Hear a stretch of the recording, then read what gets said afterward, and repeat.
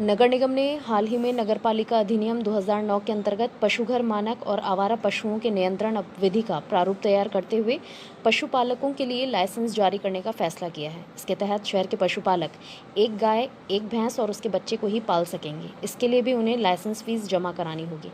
इस संबंध में नगर निगम के पार्षद ज्ञान सारस्वत ने विरोध करते हुए कहा कि शहर के कई पशुपालकों की आजीविका और परिवार का भरण पोषण पूरी तरह से पशुपालन पर निर्भर है।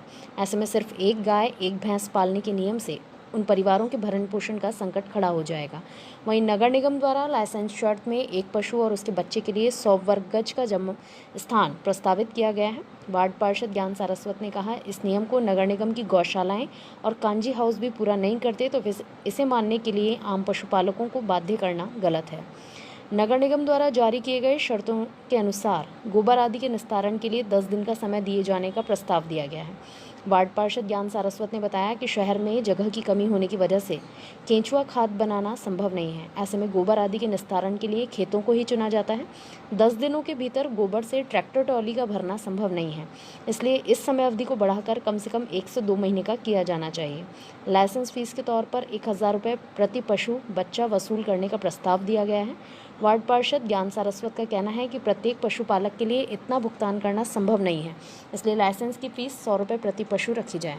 नगर निगम द्वारा लाइसेंस की सीमा में सिर्फ दुधारू पशु गाय और भैंस को शामिल किया गया है। पशुओं की श्रेणी में गधे, घोड़े, सूअर, श्वान आदि शामिल नहीं किए गए हैं। वार्ड पार्षद ज्ञान सारस्वत का कहना है कि इस तरह का भेदभाव करना पशुपालकों के साथ नाइंसाफ़ी है। उन्होंने कहा कि सुझावों को ध्यान में रखते हुए उपविधि को तैयार कर साधारण सभा में रखा जाना चाहिए, इसके बाद ही इसे लागू किया जाए। नगर निगम अजमेर ने नगरपालिका अधिनियम 2009 के अंतर्गत आवारा पशु नियंत्रण के तहत उपविधियां बनाकर और उसको लागू करके लाइसेंस आदि जारी करने की एक प्रक्रिया प्रारंभ की है। उसके लिए उन्होंने पत्र सार्वजनिक रूप से पत्र दिया, आपत्ति और सुझाव मांगे हैं। मैं आपके चैनल के माध्यम से निगम प्रशासन से निवेदन करूंगा कि विगत दिनों लंपी देसी डिजीज से गौवंश में काफी बड़ा नुकसान हुआ है और इसी समय जब लंपी की मार से पशुपालक उबर भी नहीं पाए गौपालक, और ये नई लाइसेंस की प्रक्रिया लाना अभी न्यायोचित नहीं है। साथ में शहर के अंदर गाय और भैंस के अतिरिक्त भी दूसरे पशु हैं, घोड़े, गधे, ऊंट, बकरी, श्वान, सुअर इत्यादि भी पशु हैं। उनके लाइसेंस की नगर निगम ने कोई व्यवस्था नहीं की है, केवल गाय और भैंस को ही पशु माना है। यह तो एक दोहरा व्यवहार, पशुपालकों के साथ दोहरा व्यवहार है।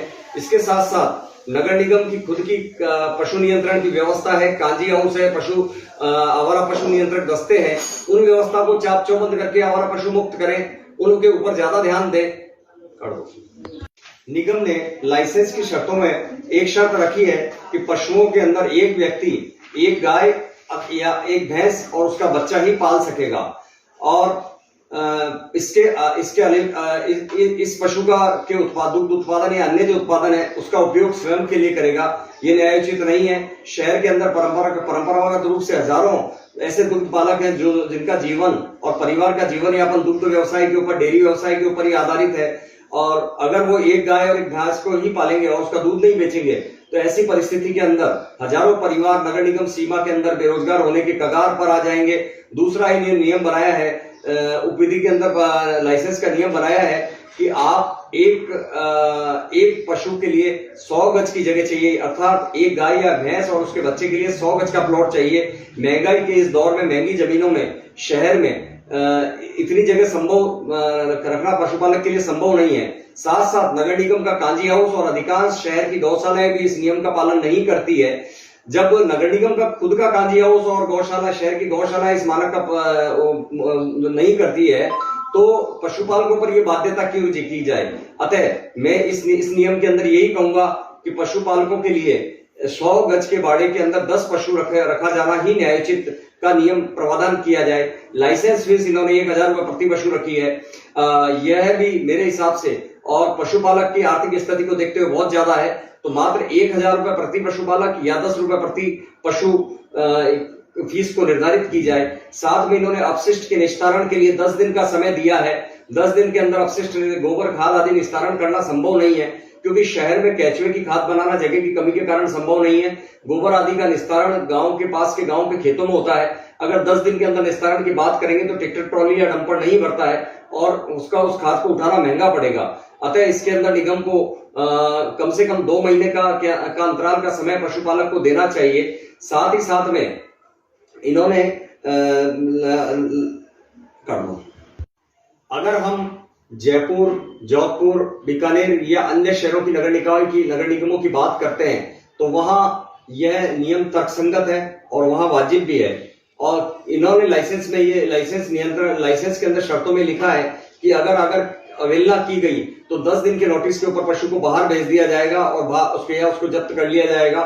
दूसरे निगमों में, बड़े निगमों में संभव है क्योंकि वहां मिल्क महल कॉलोनियां, गोकुल ग्राम और पशुपालकों की अलग कॉलोनियां बसी हुई है। अजमेर में सरकार की ओर से, निगम की ओर से या अजमेर विकास प्राधिकरण की ओर से ऐसी कोई व्यवस्था नहीं है। ऐसे में पशुपालक नगर निगम सीमा के बाहर कहां जाएगा, अचानक से वो अपनी व्यवस्था कैसे करेगा। बिल्कुल आवारा पशु मुक्त शहर होना चाहिए, मैं इसका समर्थन करता हूं।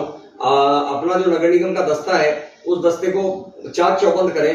जो शास्ति इन्होंने लगाई है, दंड इन्होंने लगाया आवारा पशु छोड़ने पर, उस दंड को और बढ़ाया जाए और बिल्कुल शहर को स्वच्छ रखना चाहिए। या वो पशुपालक जो शहर के अंदर अपने जानवरों को आवारा छोड़ते हैं, दूध के समय पकड़ के वापस अपने घर में ले जाते हैं और फिर छोड़ देते हैं, वो पशु शहर के लोगों को चोट पहुंचाते हैं, नुकसान पहुंचाते हैं, शहर में गंदगी करते हैं, उनके ऊपर कार्रवाई होनी चाहिए, उनके ऊपर शास्ति और ज्यादा लगानी चाहिए। लेकिन जो पशुपालक नियमानुसार अपने पशुपालन का काम कर रहा है, साफ सफाई से काम कर रहा है, उन पशुपालकों को किसी प्रकार का इस तरह की नियम और नीति बनाकर उनको उनके हितों पर कुठाराघात होगा, ये